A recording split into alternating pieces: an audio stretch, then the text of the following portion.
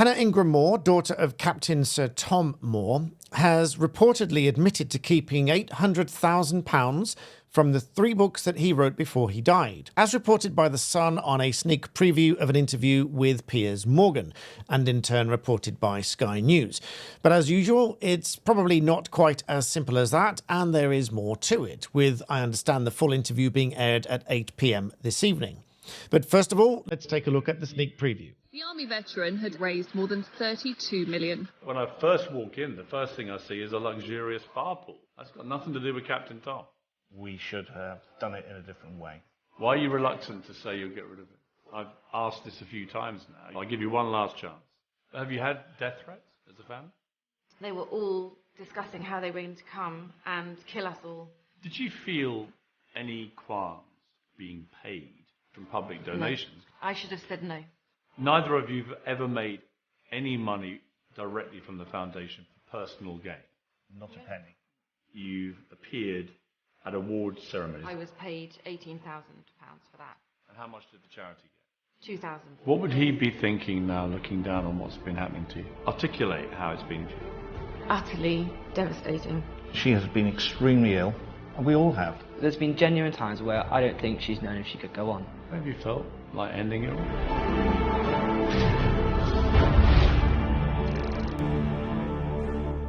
So this is where it gets a little bit complicated in my view. While she said that they were his books and that he had an agent that worked on the deal and that his wishes were that the money would sit in Club Nook, which was also registered in 2020, the natural question that follows that is how many of those that bought the book were unaware that the profits from the sale of the books were going to the family as against the charity. The family insists that there was no suggestion that anyone that bought the books thought that the money was going to the charity, although this is, in my view, a natural question given the significant publicity surrounding Captain Sir Tom Moore and the charity foundation. But of course there's more to it than that. Piers Morgan asked Hannah Ingram-Moore about the Virgin Media 02 Captain Tom Foundation Connector Awards in 2021, for which a fee of £18,000 was paid to the Matrix Group, which is the family's firm, but the foundation only received £2,000, which means, of course, that Miss Ingram-Moore kept £16,000 for attending the event. All of this, of course, on top of the stories surrounding the spa and pool complex that was built at their home, where it was earlier reported that they told planners that they wanted an office for the charity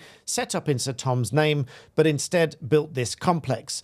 And after retrospective planning permission was sought for the additional wing of the spa complex, the council refused and they were facing action to have it taken down. The Captain Tom Foundation stopped taking donations when all of this planning issue came to light, and Miss Ingram-Moore said, "We have to accept that we made a decision and it was probably the wrong one." All of this on top of questions from Piers Morgan about the annual salary of £85,000 pro rata on a 3-month rolling basis that Hannah Ingram-Moore received, and admitted that these things should have been kept separate. And finally, it's reported that the Matrix Group, the family's firm, accepted up to £100,000 in furlough money and £47,500 in COVID loans, despite reportedly making huge profits during the pandemic. So as I say, the full interview with Piers Morgan is set to be aired at 8 p.m. this evening, so perhaps there'll be much more detail within that interview that I can come back and talk about at a later date.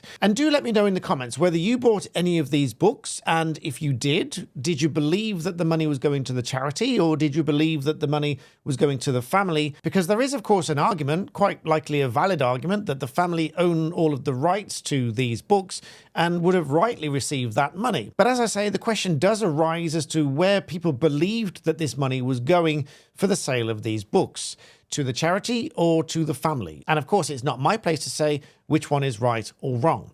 But if you did buy those books, I'd be very interested to hear whether you bought them and where you believe the money was going, and of course, what you think about the general principles.